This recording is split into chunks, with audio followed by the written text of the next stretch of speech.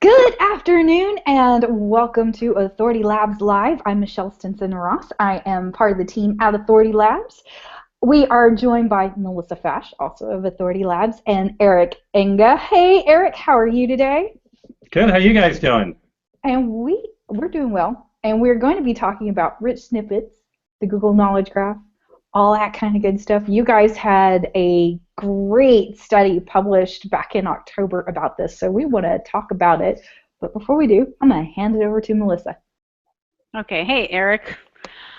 Well, we're going to kind of start off basic for some folks that may not know what rich snippets and the knowledge graph are. Would you want to kind of break that down for people? Sure. I'm going to see if I still know how to do screen shares in Google Hangouts, and I think it's stayed more or less the same. It has, thankfully. Oh, I got to do it the right way though. So I'm going to push a couple of windows up to give people some examples. So here, hang on one second. Here is an example of one screen which is not a featured snippet, because I want people to see, but it's meant to be an example of some of the things that Google does. And there's two kinds of things that they do where they push data or some sort of information above the normal search results. And I deliberately started here with how many quarts in a gallon. And you see they answer the question directly. And this is what they commonly refer to as information coming out of the knowledge graph. Okay, so that's not an example of a featured snippet, but it has something in common with a featured snippet, is it shows up above the normal search results. So now I'm going to get you another screen, and we'll show you. All right, I gotta stop screen sharing. There we go. It's mechanics, you know. Got to learn how to use these things. All right.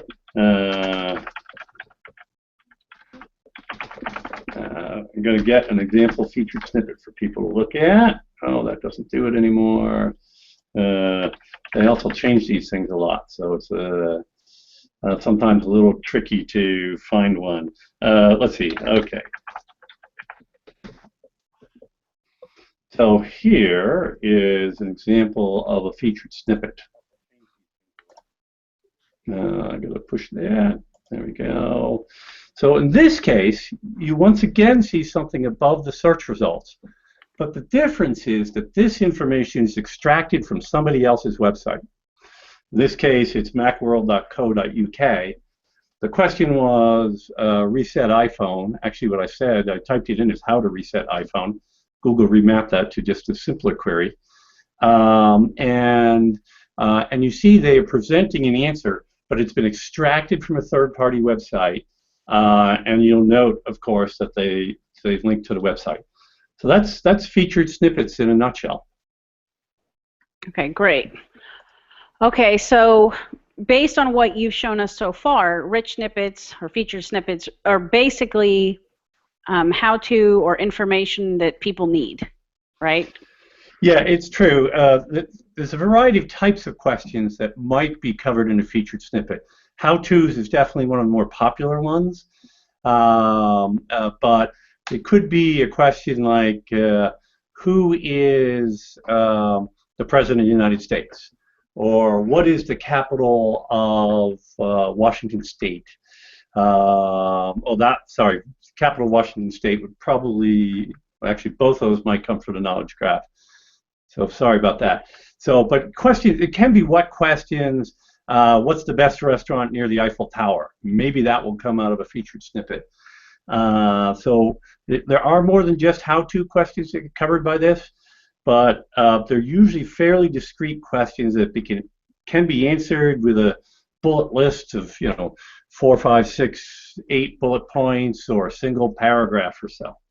Okay, so based off what you were just kind of saying, if a website owner wanted to get featured, or their content hopefully to get featured, what would you recommend?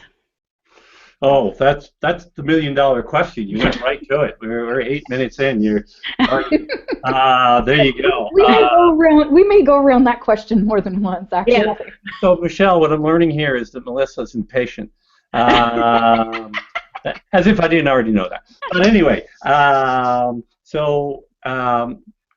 yeah, basically the way you get a featured snippet comes down to a few simple things. One is identifying a very simple, straightforward question of some sort that is common in your market space. So that's part of it. Then you've got to craft a very simple, straightforward answer so imagine you have a clump of HTML that's that big. Somewhere on that web page in a very focused spot, you state the question and you provide the answer. So even though the whole page might be about the topic, the thing that you're imagining that Google would put in a featured snippet, you have to put in a very focused spot on the screen.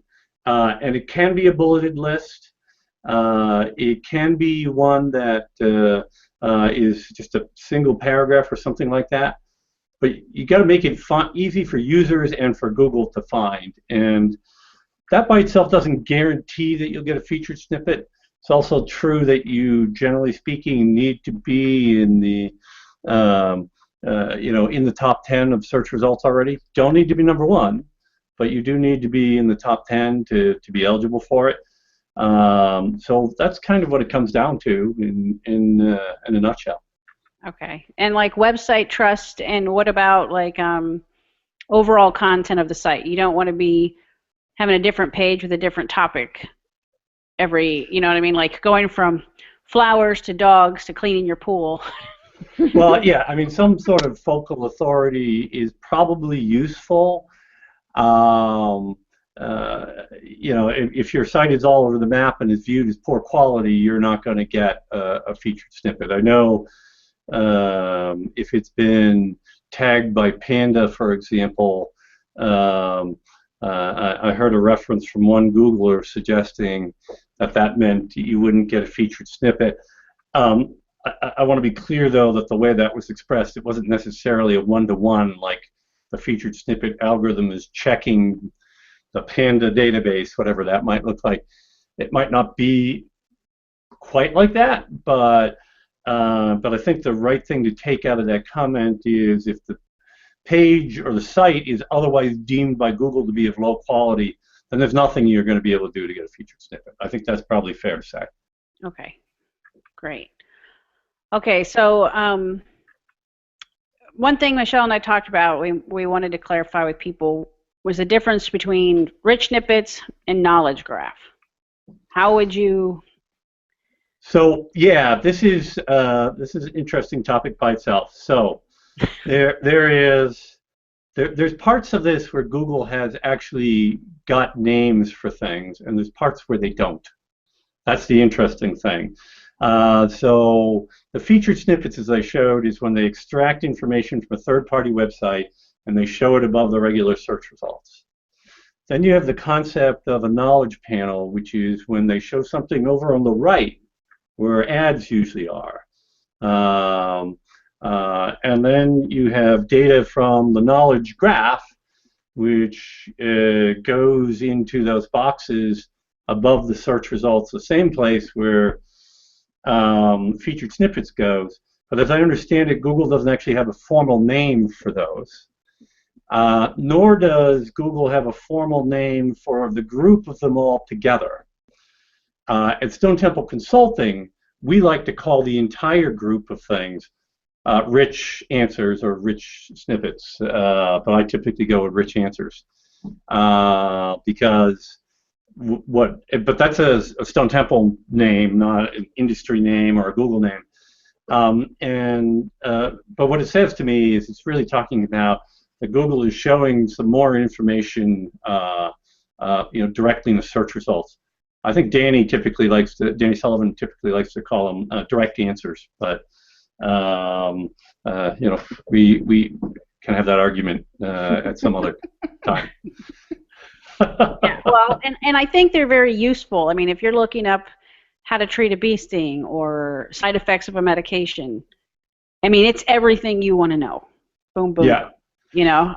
It is, but one of the things that's pretty interesting about them is that a lot of the times the featured snippets are incomplete. I'm going to try to pull one of those up for you, show you what I mean. Oh, damn. I hate it when they take them away. They've been up there for a while, and it's like, okay. Let's see. Maybe it's this way. And they're also a little bit finicky with how you ask the question. Yeah. I know where I can get one. Hang on. Bear with me. I gotta. Because it's worth showing people what they look like, because when you have the right kind of featured snippet, it can really help you drive more traffic. So I'm going to get one of those for you. Just a second. I'm actually pulling this right out of the study that we published. And unfortunately, it's a long article, so now I'm finding my way to this data. So, all right, here's one. I'm going to screen share that. So if we look at this one, so this one, the question is, what is ARFP? And it's bad English. It always bothers me when I use this example. But for those of you who are grammar Nazis out there, it's not my webpage, okay? But in any case, what's good about this one is it asks the question, the answer is provided in a fairly crisp, clean way. But then look at the title tag, which shows up down here at the bottom. What is ARFP? Where to find RFPs, and RFPs relevant? What's really great about this one is that it shows or that there's more information available on the web page. And this is one of the things that's really important about featured snippets. If you're trying to get one, you don't make a web page where the featured snippet is the only content on the web page. So I, I kind of held my hand like that before and said, "Here's your web page," and then there's your section with your information you want to get in a featured snippet. My designation of this being much bigger was deliberate. So it's very useful that there's a lot of additional content there. And in the example I just showed you, which was from a company called Confluent Forms, the way their snippet was designed, it was such that it enticed people through to get more traffic. Here's another one I'm going to share with you now, which will show a different version of this. This is from a company called Steady Demand.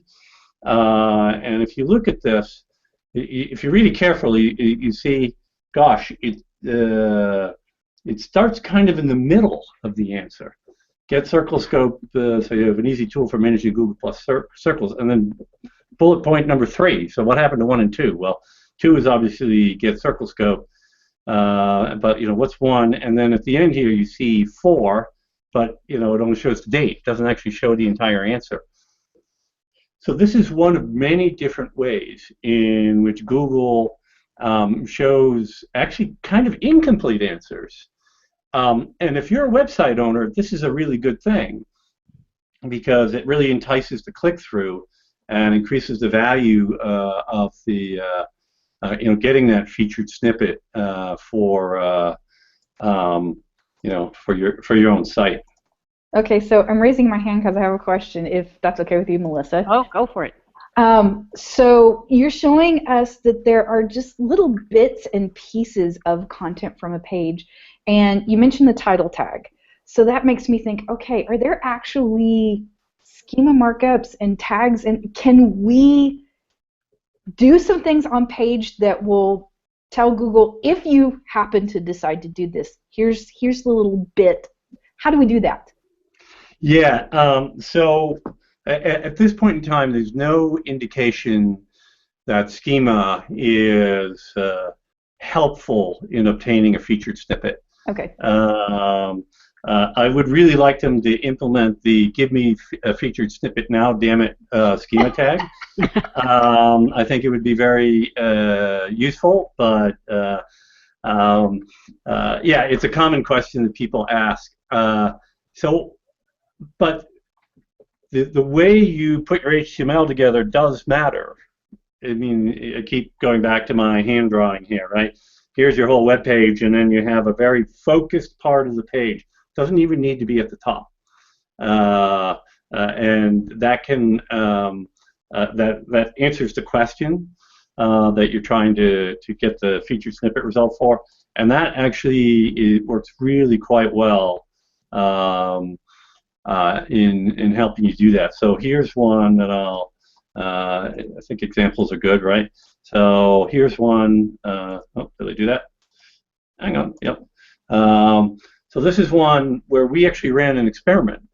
We created 5 different web pages, and we went to pursue featured snippets with those pages. And the way we did that is we came up with 5 common SEO questions. One of them is, how to implement a no-follow, and I shot videos around them answering the question. Then we did a transcript of the video, and by the way, the video content in the transcript, as I've suggested, was much broader than just the direct question. So for this one, for how to implement a no-follow, the article also talks about what does a no-follow do? When do you use a no-follow? So it's a much more in depth. But there's this one place in the article where you see what you see here, and Google picked it up and gave us a featured snippet for it, which was very cool of them to do. Nice. And if I'm not mistaken, oh yeah, sadly it's no longer there. That's another thing about featured snippets. It's interesting. They do tend to come and go a little bit. We had that for pretty persistently for 9 months. I don't see it there right now. Just tried a fresh search on it, which is too bad. But give you an idea, after we put this content up, 3 days, and we had the featured snippet. That's how quickly it happened. Nice. But you are #1, even though the snippet disappeared. That's true. So the story is not that, the ending of the story is not that sad. There you go. Okay, so our next question for you is, obviously voice search is becoming a huge thing. How are Siri and Cortana and voice search overall? Are you seeing the same kind of results versus desktop? Oh, nice way to put that. Our data, it was interesting. It was a year ago, October, I think, we published our voice search study. And the interesting thing is what we found at the time is that the Google app, when you did voice search in here, was more likely to come up with some sort of rich answer result than Google desktop search. Nice. And correspondingly, for Bing's Cortana, the voice search was less likely to come up with a rich answer than their desktop search, than Bing. But the test we did then, and we've not rerun the entire test since then, but the test we did then said that Google was definitely the king of the hill in terms of the percentage of queries that they responded to, and Siri was second, and Bing's Cortana was third. That's in terms, just to be clear, in terms of responding with rich answer results. That whole commentary has nothing to do about the merits of those things as personal assistance. That's a totally different conversation. But in terms of providing these kinds of rich answer results, that's what we found. Great. Okay. Michelle, you had a question, and I don't know if I've already asked it. Okay. I think it was about earning a knowledge box result. Is that right? At the top? We're like I said, we're kind of hitting bits and pieces of it as we go. Right. One of the things, because I did read the study that Eric's referring to, and I wanted Eric particularly to point out, over the period of time that you've done these rich answer studies, because correct me if I'm wrong, but you did one in the spring last year and then you did it again in the fall. And you saw some differences just in how often a result is coming up. And I have a sneaking suspicion if you did it again right now, you'd see even more than you did in October, right? Tell us a little bit about that particular aspect of rich snippets and how more often they're showing up. Yeah, no, I'll be happy to talk about that. They actually have increased quite a bit. Of screen shared another screen here about how many rich answers are there. And there's a few different ways to measure that, to be clear. It depends on what you're calling a rich answer versus not. But what I am showing you is an apples-to-apples comparison. The dates are December 2014 and July 2015, as you can see, for studies that we actually published in February and October, respectively, because it's one thing to pull all the data, it's another thing to do all the analysis that goes into these studies. But looking at this, you can see an increase of about 45% in the penetration rate of the queries. And let me explain this a little bit more. In December of 2014, we ran 855,000 different queries, all of which we thought were relatively likely to generate a rich answer. So they were how-to questions. They're very straightforward. You know, how tall is the Empire State Building? Where is it located? Who is, Tom Brady's wife? Kind of questions. So we went from 22% to 31% in a scant, 7-month period of time. And I want to put this in perspective. If you go back to December of 2013, that number was probably zero, zilch, right? Maybe you have to go slightly back before that, but the rate at which this is growing has been phenomenal. So I agree with you, Michelle. If we were to try to do the whole thing now, and we probably will rerun it sometime in the next couple of months, to keep the measurement going of this growth. Mm-hmm. I'd expect this number to have gone up significantly once again. And we are planning on redoing. We have two versions. We have one that's focused just on voice search, and then one that's more on this kind of much broader data that I'm showing you here. And we're going to rerun them both and see what we get. It's pretty interesting stuff. I got, and I am getting a lot every time I tell somebody that we're discussing this particular topic, the first kind of question I get from just other SEOs and people in the digital marketing industry is, okay, yeah, but Google's notorious for testing something, discovering, it really doesn't give us what we want, and taking it back away, for instance, like Twitter and rich Twitter results. I mean, we saw a lot of those in February of last year when they, Twitter and Google inked that deal, and then all of a sudden, we don't see those anymore, but we're seeing a lot more of these rich answers.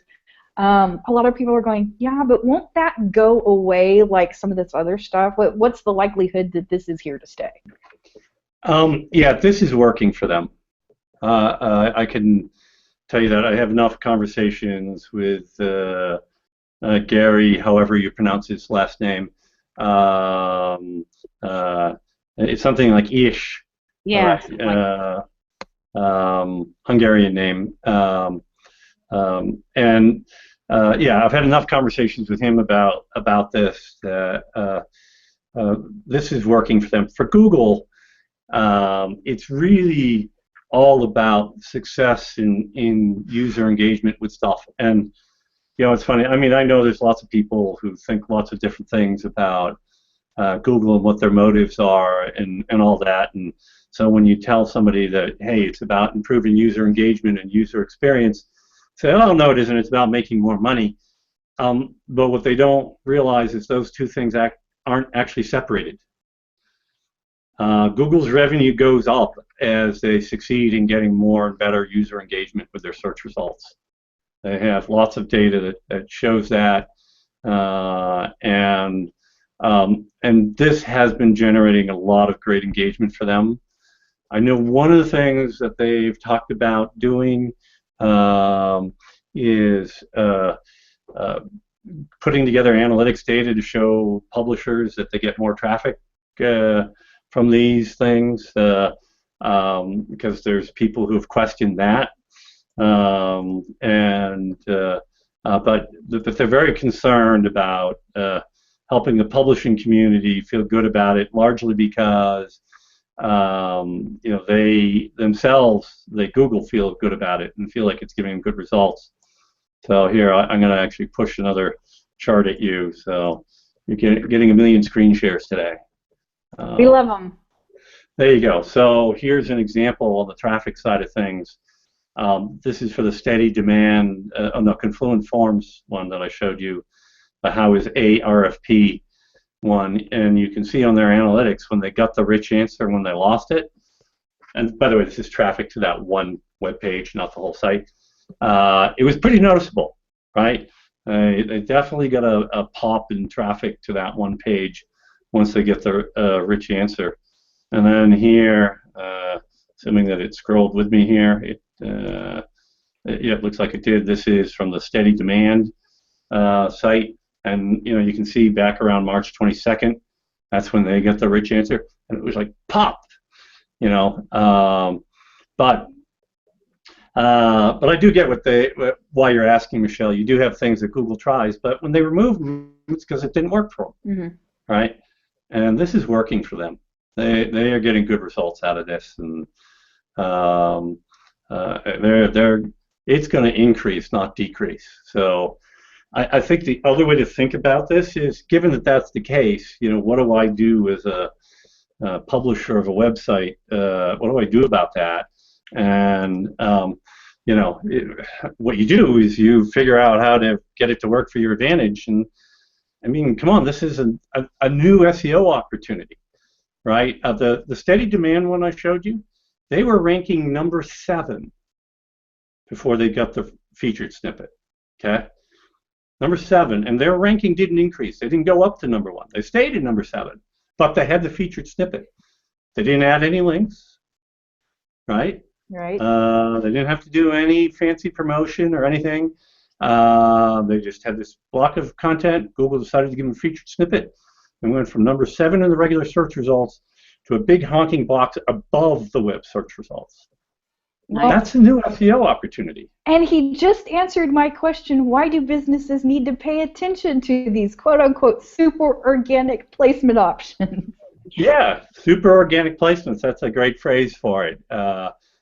Because, and there you go. It's because you're going to get more traffic if you get these.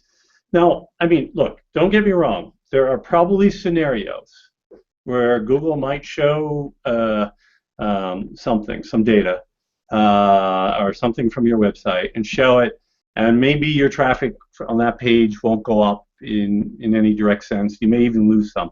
I'm not going to pretend that that doesn't happen some of the time. But the great majority of the time I look at these things, it's more like the charts I showed you before, where your traffic is going up, and which is great. It's great for people. But if you are working at systematically getting a bunch of these kinds of featured snippets in your business or your market space, what do you think's happening to your branding? Can't be bad, right? Right. I mean, you're the authoritative source at that point. Right. Right. You're selected by Google to be more than just a search result. I mean, that at least sounds like it has a good ring to it. Right. Well, and the other thing is like 10 years ago, we all worked to try and gain trust through content and Q&A, you know, like we're the company to trust. And then you'd have to try and rank with that information, which wasn't actually hard 10 years ago. But No, not at all. no, but it's much harder today to rank, especially with local results and everything else. So I think when Google shows me a rich snippet, I tend to trust that site probably faster than I should. But it's like, well, if they've deemed this the appropriate answer, now if that's how I am and I look at websites all day long, people like my mom will just trust that website automatically. Mm-hmm. Yeah, you know? I agree. And building trust is huge if you're hoping to convert. So to me, it's dumb to not aim to gain these placements. You know? Yeah, and I really think people, you know, especially if their other SEO efforts have gotten to a point where you know those easy returns, you know, spend $1,000, make 10,000 or whatever the numbers are no longer there. This might be that next frontier. You know, I mean, right. Go take 20 of your pieces of content and you know, make some modifications to make them more likely to get a featured snippet. And if you succeed to 40% of the time, like we did in our experiment, we tried it 5 times, we get it on 2 pieces of content, right? Now you have 8 featured snippets. This sounds like fun. Oh, true. Well, Keith Good just asked us a question, and it kind of dovetails with some things that I've been seeing that are interested. So Keith asked, particularly in your study, did you measure only questions? Because you said that you were studying specific queries that you were most likely to get a rich answer. He asked, did you dig into other non-question type queries to see how many of them resulted in instant answers? Along with that, keep that in mind while I say this, that I've noticed I'm getting a lot of rich results for things that aren't necessarily questions, like I'm getting them for comparing certain types of products. A friend of mine showed me a rich result for different ways to prepare eggs. It seems like I'm seeing instances of more of these results for things other than just straight up direct question. Michelle, I see it for recipes all the time. Recipes all the time, all kinds of just weird, odd things. Like I said, it looks like Google is now pulling in data about products and comparing them side by side. But I'm noticing, therefore, like small pocket products, like I did something that I wound up getting a comparison between a couple of different, like sesame oil and something else. And I thought that was really interesting. It's like, okay, I was looking for information on, can I substitute this thing for that thing, and I get this comparison of these 2 products. Yeah, you do. So there you go. Yeah, I mean, here's an example. Compare apples versus oranges. Yeah, we're getting that. Thank you. The versus type query. This thing versus that thing. I'm seeing a lot more instances of this show up. Yes, but to be fair about it, this really is a question. Yes, it is. Right? And if you think about it, all of the examples that you gave, Michelle, really are questions that you chose to ask without putting the question mark at the end of it and removed. So, you know, I mean, here I'm saying, can you compare apples versus oranges for me? That's the real question. That just, you know, we're in search speak, abbreviating it. And, well, we're not asking how, what, why. Well, but like, for example, I just typed in cooking black-eyed peas, okay? Mm-hmm. And essentially, I think what Eric is saying is we're just taking out the how, question. And they know that that's what we're looking for. So it kind of is a question. Yeah, it is, because, I mean, the recipe is a great way to put it, Michelle. I mean, when you put in, making black-eyed peas or whatever,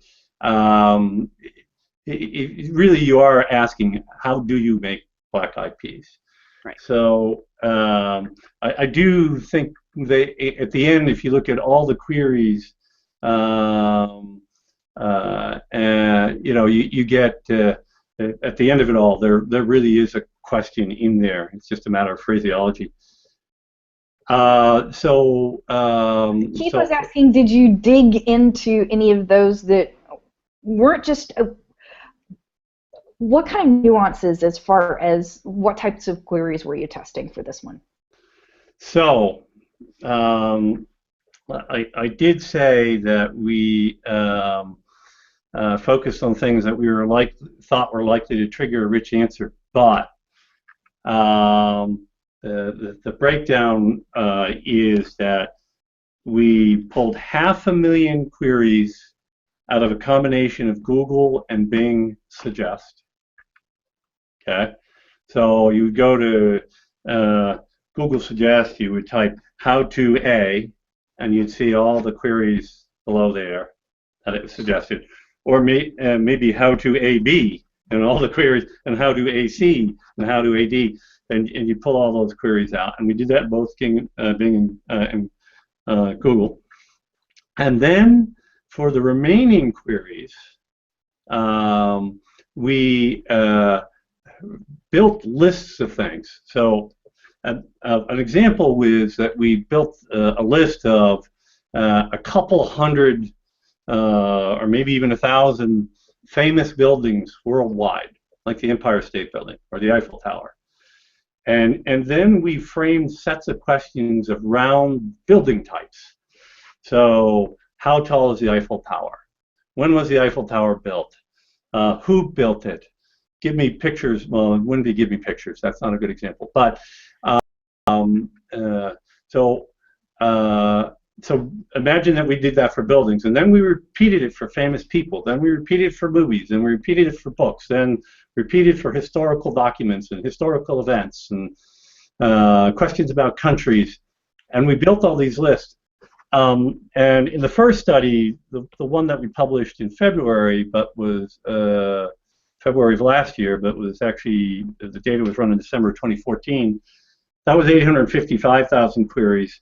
The one that we published last October was 1.4 million queries. We expanded it. The suggest queries were still only 500,000 queries. The other 900,000 queries were all these things where we literally manually paid a person sitting over that way. Not that it makes a difference to you all where they sat, and they spent, I don't know, many tens of hours just coming up with these lists of objects and then these question constructs around them, right? So for a famous person, questions might be, when were they born? Do they have a spouse? Do they have children? And then something about, if they're a football player, what team do they play for? When's their next game? Yeah, it was a massive effort to build the question set. And it's funny because I have people say, well, why won't you release the question set to us? It's like, okay. Yeah, right. Because it's massive.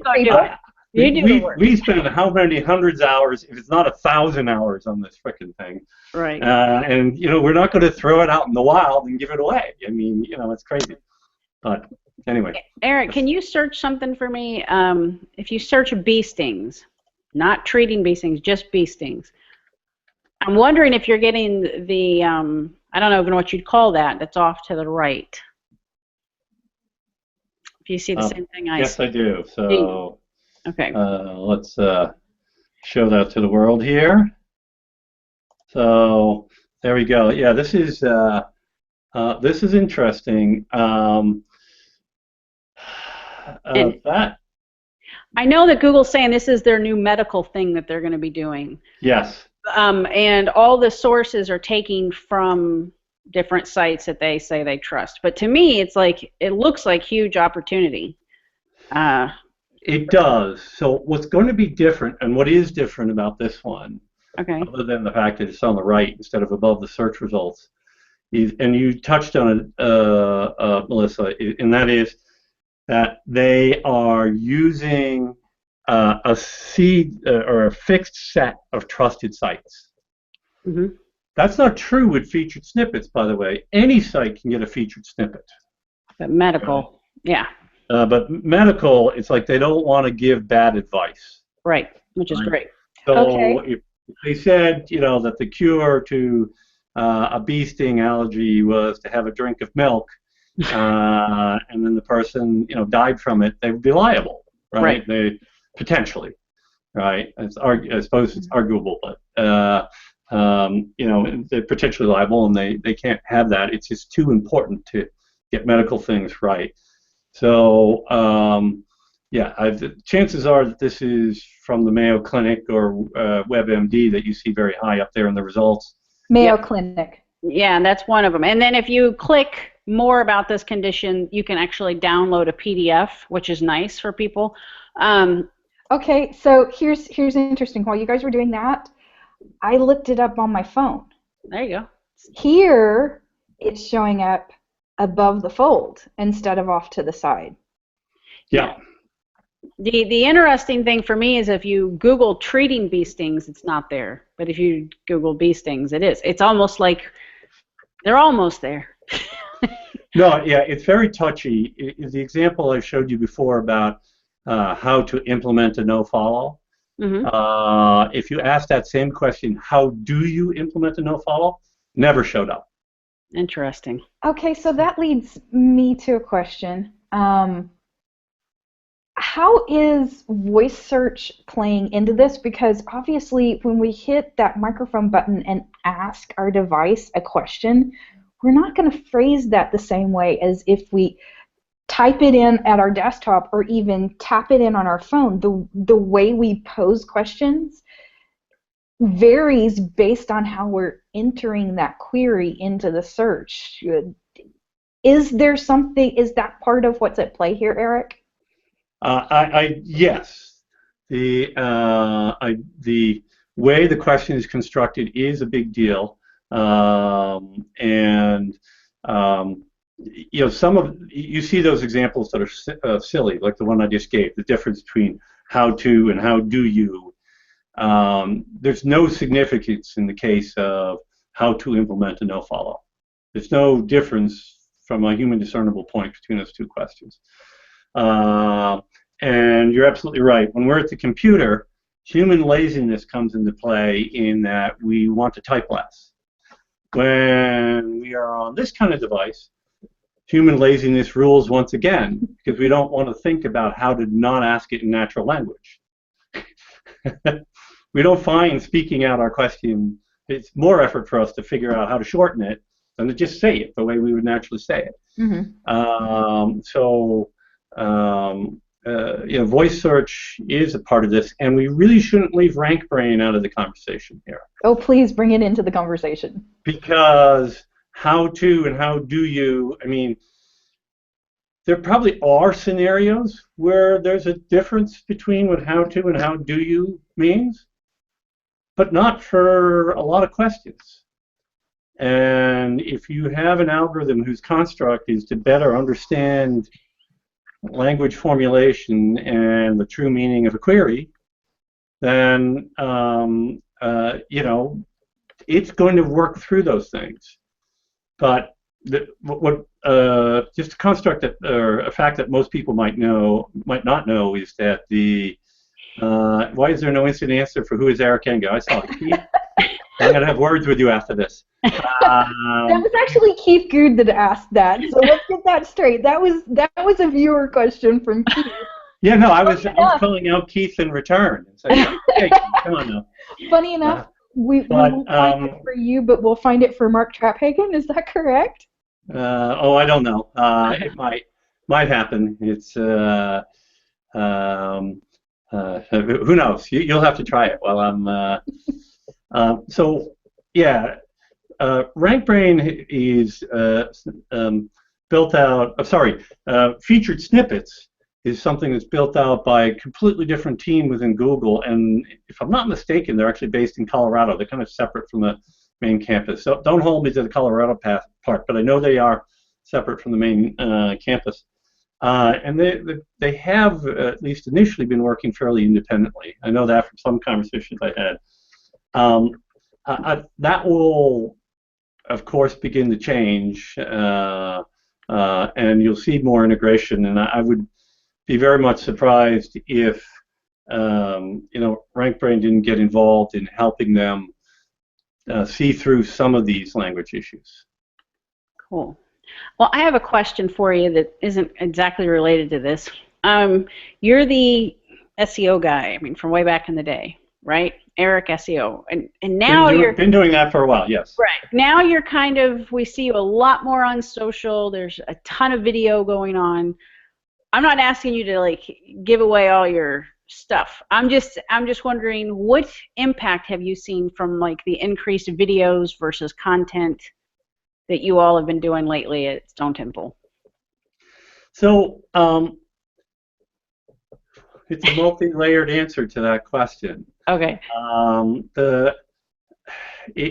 SEO, I mean, you guys have been involved in this for a long time too. It's like, I mean, I remember when I launched a domain called online-motorcycle-parts.com, and after 7 days, I was #2 for motorcycle parts in Google. Okay, and it was a different era. And then we've all lived through something like 100,000 SEO is dead articles. Right. And it's the latest person trying to get famous for what they thought was an article no one ever wrote before because they've never searched on it in Google and they don't know how to search in Google, which makes them very qualified to write about a topic like SEO and whether it's dead or not. But so the environment has changed dramatically, and it gets harder and harder to separate one aspect out of marketing, one aspect of marketing from another, right? And SEO is an aspect of marketing, right? I mean, yeah, there's a technical aspect. You're going to build your site, but let's face it, it's about getting customers or people to your website. That's a marketing activity, even though there may be a lot of very technical aspects to it. So there's that part of the story. And the next part of the story is we used to have this thing that everybody called link building, right? And some people that meant buying links, and others it meant sending people emails. And there was the era where link swaps was king, and then there were article directories and bookmarking sites and all kinds of ill-gotten ideas that made lots of people tons of money. And it actually did. Yeah. But at the end of the day, now what's involved in getting links is inherently feels a lot more like old-fashioned marketing, right? It's like, oh gosh, maybe I ought to focus on building my reputation and visibility and my brand first. Mm-hmm. And if I do that really well, and I'm intelligent about it, and I build relationships with influencers, and I build relationships with major media that covers our space, and we leverage smart tactics to get in front of those people more cost effectively than our competition. Our brand reputation, visibility goes up, and all that old-fashioned marketing celebration goes on. And guess what? In the process, you get better links, which still matter a ton to SEO. And so one of the very best ways to get awesome links to your website is to do really good content marketing and marketing. So I'm giving you a very long answer to your almost 20-second question. But the point is that what we've discovered in the process of all this is that how you market yourself is a big deal. And so that's the reason why we do the videos that we're doing, our Here's Why videos that we release every Monday. We do have other videos that we do. I'll give you a sneak peek announcement. On February 11th, I'll be doing, together with Mark and Gary Eish, our own special Hangout on Air event so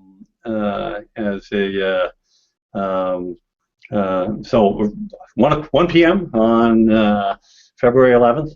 So there you get the advanced announcement. All right. Well, send us And the link as soon as it's all set up. We will help promote that. well, awesome. We appreciate that. But so we're doing a lot of things to raise our visibility, and it helps in a lot of ways. The company's growing. We're at 55 people now. Wow. And it also it drives our SEO. Guess what? Our SEO traffic keeps going up and up and up, right?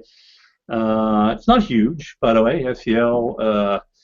I mean, it's a big topic area, but didn't really begin working on our website until 2011. It was a little late to try to get in the game and rule the term SEO itself. But we're picking up high rankings on a whole bunch of other things, like how to implement a no-follow and stuff like that. So cool. It's all part of a mix these days. You know what I'm saying? Well, in today's world, I mean, like my job partly is to find articles to share. As you know, I share your stuff. And we appreciate it. Yeah. The content vomiting that I'm used to seeing basically limits, it takes forever to find 10 quality articles. I mean, so I know when you publish, it's like, oh, I don't have to work for that one. But so much is regurgitated and useless that it's nice to have something fresh. And I like the video aspect that you're doing. And your graphics are not boring. Well, we got to a point now where we actually have a full-time graphic artist in-house. Nice. And that really helps us. Toward the end, before we hired him, it was like, okay, now I've got to find an hour and a half or whatever it is to deal with putting images together for this thing. And yes, I was smart enough to design the posts in a way that half of them were screenshots, but the other half, it's like, I got to figure out how to make them look decent. And it's just so much easier to have our guy, his name is Chris. Chris, come in and sit down at the table over here. So here's what I need, and later the same day they come out, and they're so much nicer looking than anything I could ever do. It's not me to be a graphic artist, but yeah, and to your point, the whole topic of the content vomiting, or what Mark Schaefer refers to as content shock. So much content coming out. People have to stop producing so much content and worry about producing kick-ass content. Right. I'd rather once a month. Yeah, absolutely. Right. Well, and this goes back to what you were saying about video and everything else. I wanted to point out, I found it really interesting that the pages you developed to test whether you could even get a rich snippet result included video.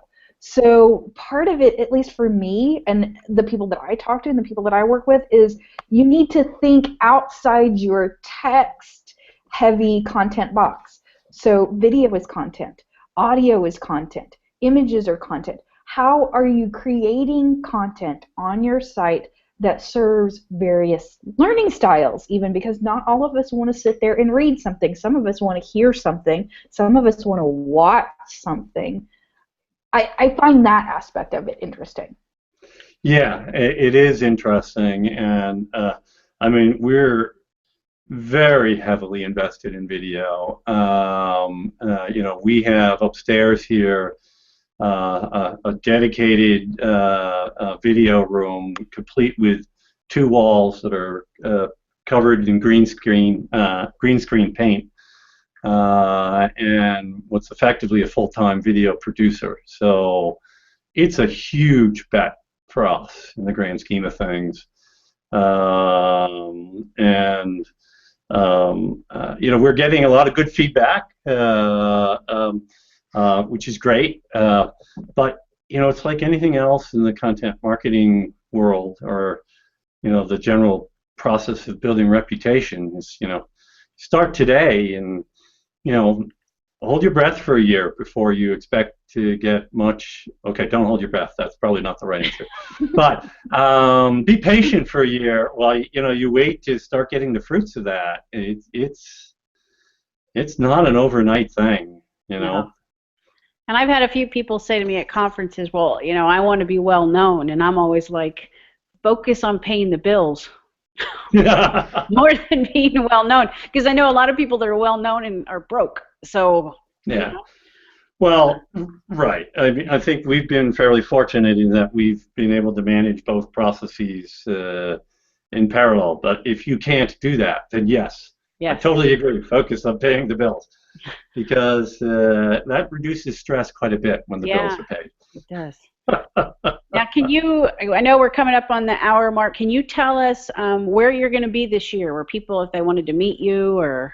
I'm going to be at the Connect conference in Miami at the beginning of February. I think it's 4th and 5th.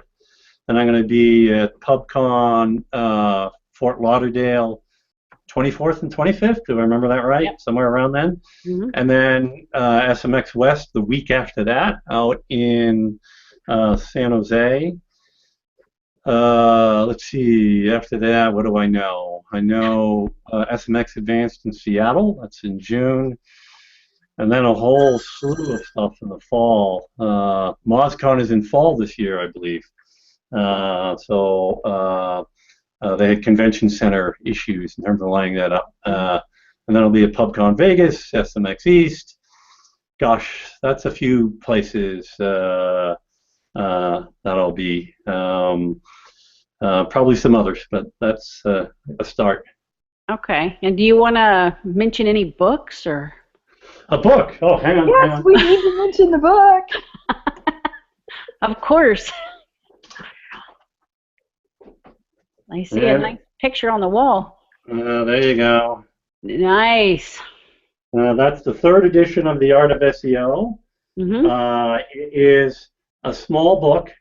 Okay, I lied. 992 pages. Together with Stefan Spencer and Jesse Stricchiola, we updated it. It got released just a few months ago now. I think it was October. So it is brand spanking new. It has, really most of the recent stuff in it. And very excited that's out there. And okay, so if you show up at PubCon Austin, can I get a signed copy? Oh, well, there you go.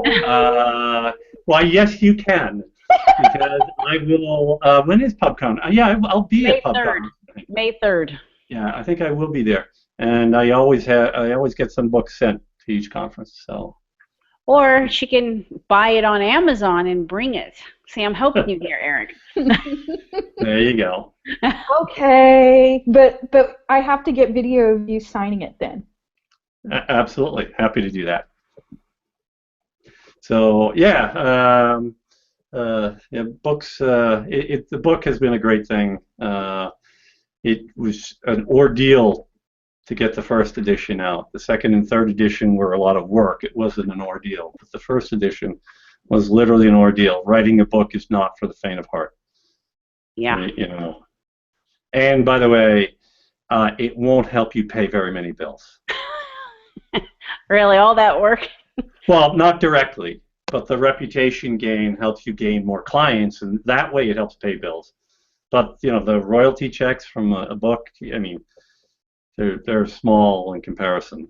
So I don't know many SEOs that don't have the book cover behind you on their shelf, though. So I guess I'm gonna have to order the 3rd edition, right?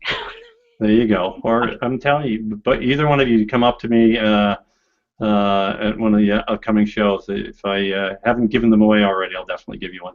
Okay. Awesome. Thank you. Thank you. And everybody can find you on Twitter at Stone Temple.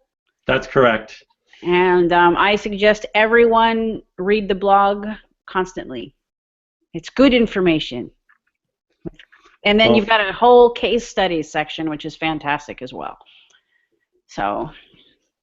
Yes, indeed. Thank you so much for giving us an hour of your time. Absolutely, Melissa. Michelle, thanks for having me, and definitely look forward to seeing you at one of the upcoming shows. I'll see you in February. So. Awesome. All right. Michelle, do you want to round this out? on behalf of everybody here at Authority Labs, and I'm sure from plenty of the folks at Stone Temple that were watching this, Eric, right?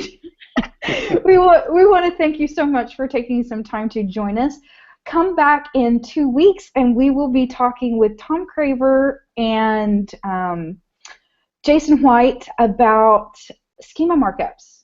So we kind of got into a little bit of some something here. We're going to be talking about how the markup really does help you in search, in social, everything else. So make sure and join us back in 2 weeks. Great. All right. Thank you. Thank you, Eric. All right. Thanks, guys. Okay. Bye-bye. Bye.